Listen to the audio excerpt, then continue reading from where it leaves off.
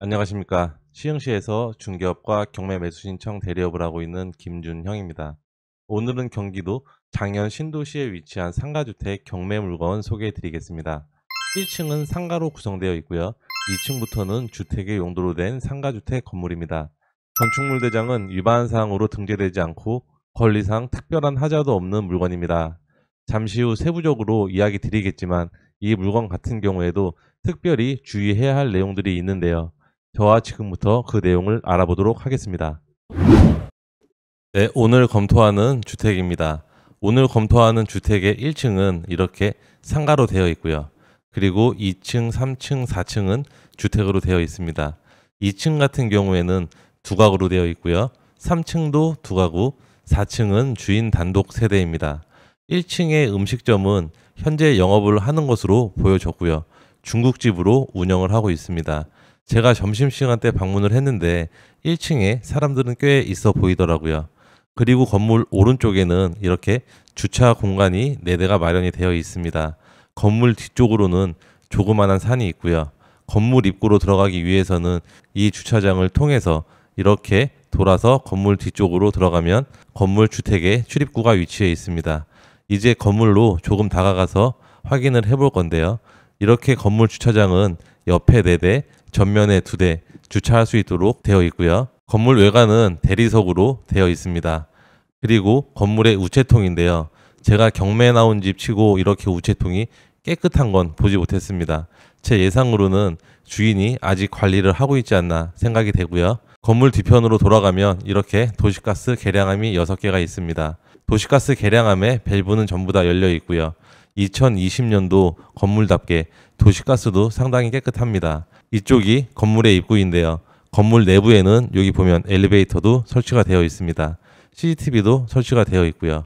건물 뒤편은 이렇게 야산으로 되어 있습니다. 나무가 상당히 푸릇푸릇하죠. 건물 왼편으로 돌아가 보겠습니다. 건물 외벽은 이렇게 대리석으로 되어 있고요. 건물 뒤편 전체 모습을 보겠습니다. 건물 뒤편의 외관이고요. 2층 테라스와 3층 테라스입니다. 이 테라스 부분에 에어컨이 설치가 되어 있었고요. 이 배관은 1층에서 음식점으로 사용하다 보니 덕트를 이렇게 천장까지 뺀 것으로 보여집니다. 네, 건물은 이런 모습이고요. 외관도 상당히 깔끔합니다. 이 부분 쓰레기통은 1층에서 음식물 보관함으로 사용을 하는 것 같고요. 그리고 분리수거함이 이렇게 위치가 되어 있습니다. 이제 건물 인근을 볼 건데요. 이쪽은 1층에 상가 공실들이 꽤 있더라고요. 지금 이쪽도 공실이고요. 그리고 우리 건물 옆에 있는 이 부분도 공실로 되어 있습니다. 지금 전면으로 보이는 이 장어집 같은 경우에는 공실로 되어 있지 않은데요. 이 장어집에서 좌회전을 해서 한 바퀴를 돌아보면 공실이 상당히 많이 있습니다. 주택 인근을 한 바퀴 돌면서 1층 공실 사진을 찍어봤는데요. 이렇게 1층에 공실이 있습니다. 네, 이 건물도 1층에 공실이 있고요. 그리고 공실이 이 부분에 또 있죠. 네, 이 국밥집 근처로도 공실이 많이 있습니다. 네, 이쪽이 공실로 되어 있고요. 그리고 1층에 이 부분도 공실로 되어 있습니다. 이 상가주택 단지 같은 경우에는 아직 상권 형성이 되지 않았는데요. 제가 잠시 후에 카카오맵을 보면서 설명을 드리겠습니다. 오늘 보는 물건에 대해서 권리 분석을 해보겠습니다. 사건 번호는 2023 타경 65,477번입니다. 소재지는 경기도 시흥시 장현서 2길 4번지에 위치해 있고요. 물건은 근린주택입니다. 토지의 면적은 81평이고 건물의 면적은 143평 정도 되는 물건입니다. 경매의 구분은 강제 경매라고 나와 있고요.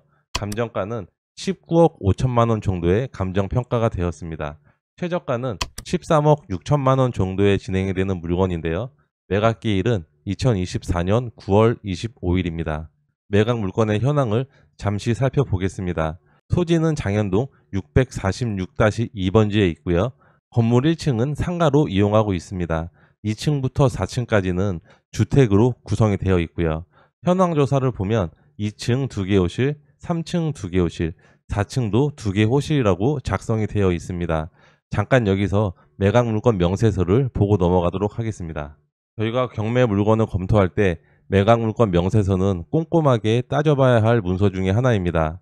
매각 물건 명세서 비고란 하단부에 보면 일반 건축물 관리 대장상 3층, 4층은 다가구 주택 한 가구로 되어 있으나 실제는 각 두 가구 1, 2호로 이용 중임이라고 작성이 되어 있습니다. 이 내용은 어떤 내용이냐면 실제로 이 건물 같은 경우에는 위반 건축물로 등재는 되어 있지 않지만 실제로 현황상은 위반 건축물인 것입니다. 경매로 낙찰을 받게 되더라도 민원이 들어가면 위반 건축물로 등재가 될 수 있다는 이야기겠죠. 그래서 이런 물건 같은 경우에는 원상복구에 대한 부분을 염두를 하든지 아니면 향후에 위반 건축물로 등재가 될 수 있구나라고 인지를 하고 입찰을 해야 되는 물건입니다. 임차인 현황을 보겠습니다. 임차인은 전부 대항력 없어 낙찰자가 인수할 권리는 없는 물건입니다. 현재 임차인 수는 총 6명으로 신고가 되어 있습니다. 건물의 등기부등본을 보겠습니다.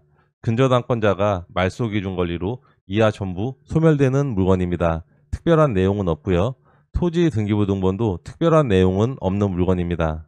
도면을 보면서 내부 구조를 설명드리겠습니다. 2층은 이렇게 정상적으로 1호와 2호로 구분이 되어 있습니다. 3룸의 구조로 되어 있고요. 안방과 침실 2개가 이렇게 위치해 있습니다. 현관에서 들어오면 바로 거실이 위치해 있는 구조이고요.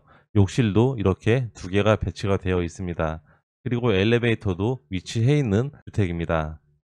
네, 3층 도면의 모습입니다. 3층은 원래 준공 당시에는 이렇게 한 개 호실로 구분이 되어 있었습니다. 301호만 있는 도면의 모습인데요. 현관에서 들어오면 전체를 전부 다 사용하는 구조입니다. 지금은 2개 호실로 구분해서 사용을 하고 있는 상태이고요. 제 예상으로는 이렇게 가벽을 쳐서 2개 호실로 분리를 한 것으로 보여집니다. 301호의 문은 이쪽으로 새로 낸 것으로 보여지고요. 이쪽이 302호입니다. 그래도 3층 같은 경우에는 원상복구 하기 편하게 처음부터 구조를 설계한 것으로 보여집니다. 실제로 이 가벽만 철거하면 원상복구에는 큰 문제가 없어 보이고요. 그리고 이 문만 막으면 특별하게 큰 공사는 들어갈 것으로 보이진 않습니다. 3층도 1호와 2호 2개를 나눠서 3룸 2개로 운영을 하고 있고요. 이제 4층의 도면을 보도록 하겠습니다. 4층은 3층과 도면 설계가 다르게 되어 있습니다. 한 가구인데 주인 세대가 사용할 수 있게끔 도면을 설계해 놓은 것으로 보여집니다. 실제로 현황 조사서에 보면 401호는 임대인분, 즉 주인이 거주한다고 나와 있습니다. 제 예상으로는 4층 같은 경우에는 이렇게 나눴을 것으로 추정이 되는데요. 현장 방문했을 때에는 문이 이쪽에 이렇게 설치가 되어 있습니다. 이쪽이 402호입니다. 제가 왜 이렇게 예상을 하냐면 가운데 이렇게 나눴을 경우에는 401호에 소유자가 거주를 하게 되면요.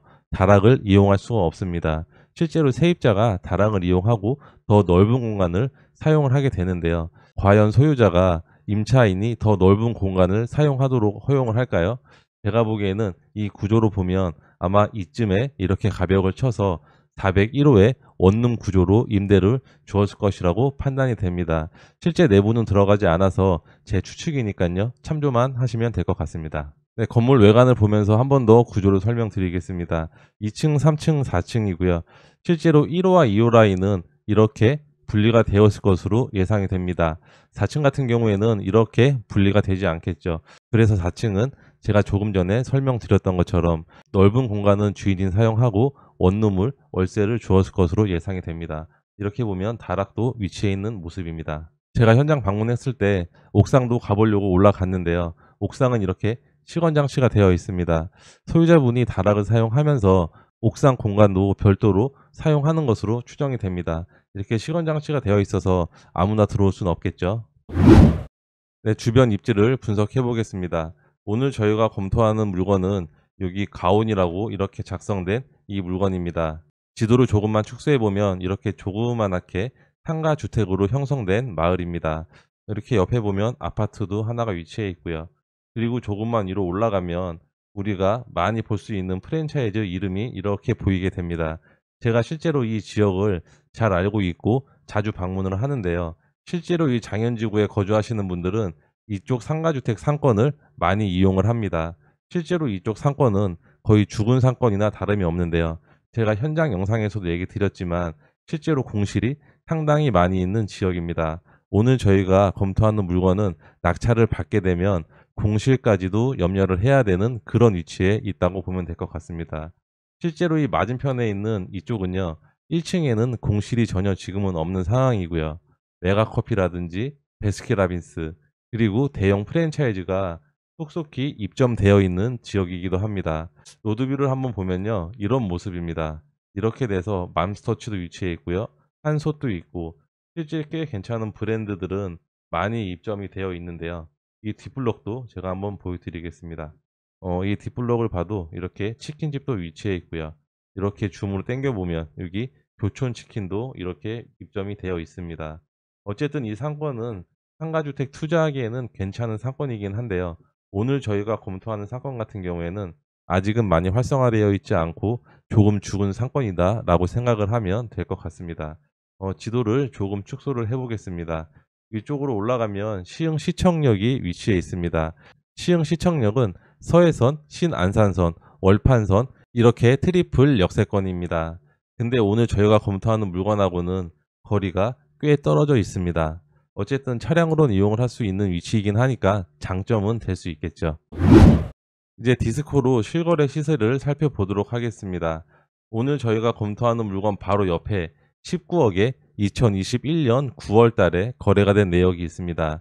제가 보기에는 감정평가가 이 실거래 내역을 참조해서 감정평가가 된 것 같은데요.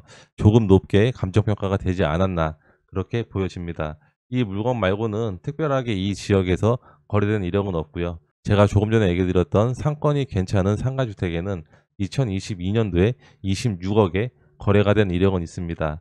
저희가 시세를 검토할 때 이 윗지역에 있는 상가주택과는 절대 가격 비교를 하면 안 되는 상가주택이긴 합니다.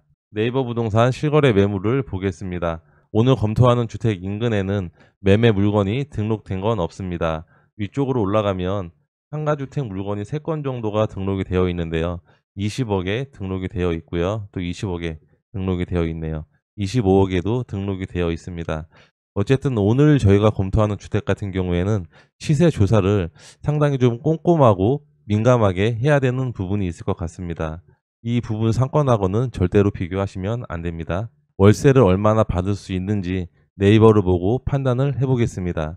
3룸 같은 경우에는요, 보증금 3천에 월세 70만원에 월세 매물이 나와 있습니다. 이걸 참조로 해서 대략적인 수익률을 판단해 보겠습니다. 3룸 월세를 3천에 70만원으로 기준을 했을 때 내가구이니까 보증금은 1억 2천, 월세는 280만원입니다. 주인 세대는 방이 어떻게 구성이 되어 있는지 모르니까 대략적으로 잡아서 보증금 2천만원에 월세는 100만원으로 잡고요. 1층 상가는 권리 신고되어 있는 금액, 보증금 2천만원에 월세 150만원으로 계산을 해보겠습니다.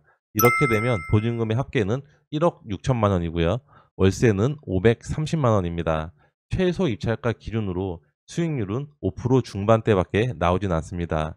수익률이 영 별로인데요. 구독자님들은 이번 회차에 낙찰이 될 것으로 예상을 하십니까? 오늘 검토한 내용을 정리해 보겠습니다. 1층 상가는 공실이 조금 걱정되는 상권이긴 한데요. 이 건물을 낙찰을 받는다면 1층 상가 임차인과 협의를 잘 해서 임차를 유지하는 것이 상당히 유리해 보입니다.